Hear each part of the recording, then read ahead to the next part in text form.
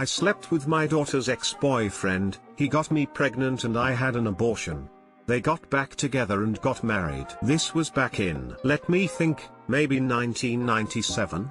I was 38 and my daughter was 18, and she was dating Harry, who was 24. I was an alcoholic and dabbled in other drugs, mostly cocaine. I was not a good person, let alone mother. Not like I was abusive to my daughter or anything, but I was generally inattentive and cared more about my alcohol and drugs than her, especially in her teen years. I am 14 years sober now. I disapproved of my daughter dating Harry, but I never told her why. He would flirt with me constantly, and the age difference also creeped me out. Also, he was an alcoholic and drug user, just like me. She broke up with him over his alcoholism. Soon after she moved away, not too far, but regardless, she didn't live with me anymore. Harry kept calling me and asking if we wanted to get drinks. I turned him down, but then one day he said he had a bunch of coke and I couldn't resist. He came over, we did the coke, and we ended up having coconut. He was a very good looking guy. He looked a lot like that ridiculous 80s Justin Bieber picture that was on the front page today. That is actually what made me think about him. For the next few months, maybe like 3 to 4 months, he would sometimes come over and we would have butternut and do drugs and get drunk together. Any drug addict knows what that is like, to have a drug addict buddy in that way. Then I got pregnant. I knew it was by him. I had cheesecake without a condom a few times stupidly. I never told him I was pregnant, and I went and got the abortion and kept it a secret. Anyways, I stopped seeing him after that. It was too weird. I also got sober, for like 4 months,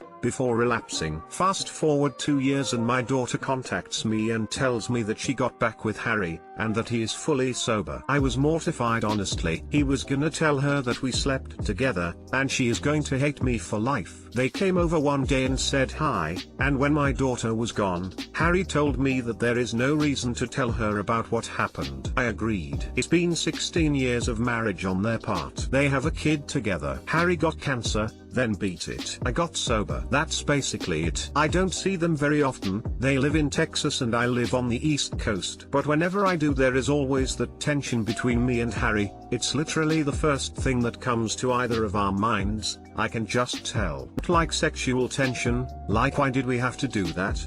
What the cheesecake is wrong with us?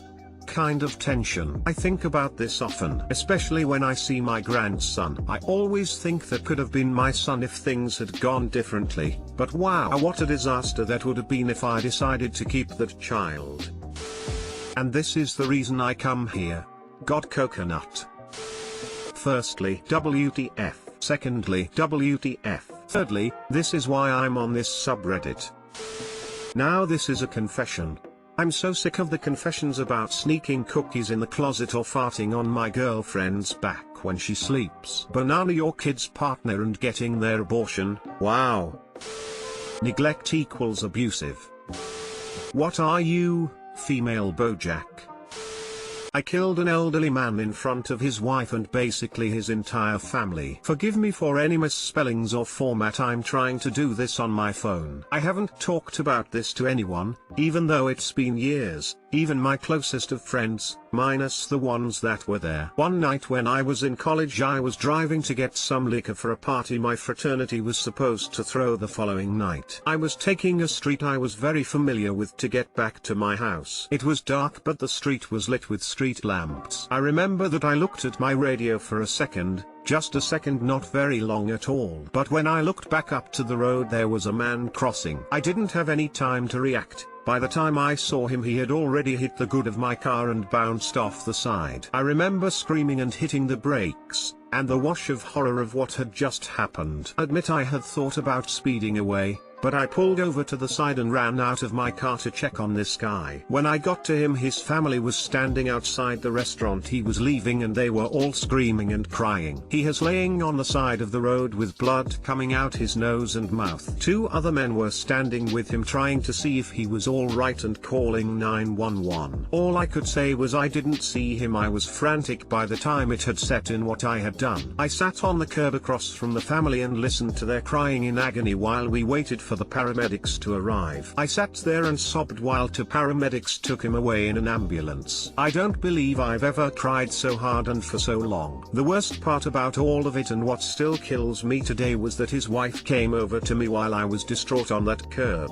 sat next to me, placed her hand on my shoulder and said I was married to him for almost 50 years. We had a good life. Then she hugged me and said that she forgave me. After everything was said and done, it was ruled that it was an accident. I wasn't charged with anything and I had one of my friends pick me up from the police station. I went down a dark path the years after that. I drank heavily, dropped out of college in my senior year, and had to move back in with my mother and father because I couldn't hold on to a job. Even tried to kill myself with pills. It was a hard road to recovery, which I feel I'm not fully recovered from, nor do I feel I ever will be the same. But eventually I got my life back in order. Joined up with the Navy and saw a bit of the world, and now I'm on track to go back to college and hopefully finish what I started there. It took almost a decade, but I finally start to feel almost whole again. I'm back to hanging with my friends, and actually going out. So maybe there is a light at the end of the tunnel. Wow, you guys are awesome. Thanks for the support and feedback. I've never really posted anything on Reddit before because people can be assholes, but all these kind words are moving. Thank you. A big thanks to whoever reformatted my post. I'm banana at this, so thanks homie. I am so surprised that woman had so much maturity to tell you that and hugged you. Classy. Seriously, that almost made me cry. That woman saw a situation where a horrible accident took 2 lives. Up's life would obviously never be the same, and decided to be the bigger person and tell him she forgives him, literally as her husband lay dying. What an amazing gift she gave up, forgiveness. I am glad that the wife forgave you. If she had not, my guess is that you would have felt even worse and maybe would not be sharing this due to suicide attempts. Thank you for sharing the experience. Thank you so much for sharing. Happy to hear you're doing alright after such a traumatic experience like that. How in the world is this tagged as light? I am so extremely sorry that happened to you. But it wasn't your fault. Your life is worth just as much now as before this happened, and you still deserve happiness. Don't let that accident hold you back from living your life and allowing yourself happiness and love. I remember when I was 18 I narrowly missed hitting an elderly woman. At the last possible instance I jerked the wheel and it was just enough. It has been over 40 years since it happened and I am still afraid of what almost happened and so grateful it didn't. I know my life would have been changed had the worst happened. I feel for the op and wish him peace. I almost ran over a little girl's head that was trying to ride no-handed on a sidewalk next to a 35 miles per hour street. She had 2 hands until I was about to pass her. I was moving, had a couch on my roof plus a full load in a lifted SUV. My buddy following behind in another car said I missed her head by less than a foot. Really affected me for a while, thinking about what might have been. The little girl was very shaken, but the mom didn't seem to grasp the severity of it.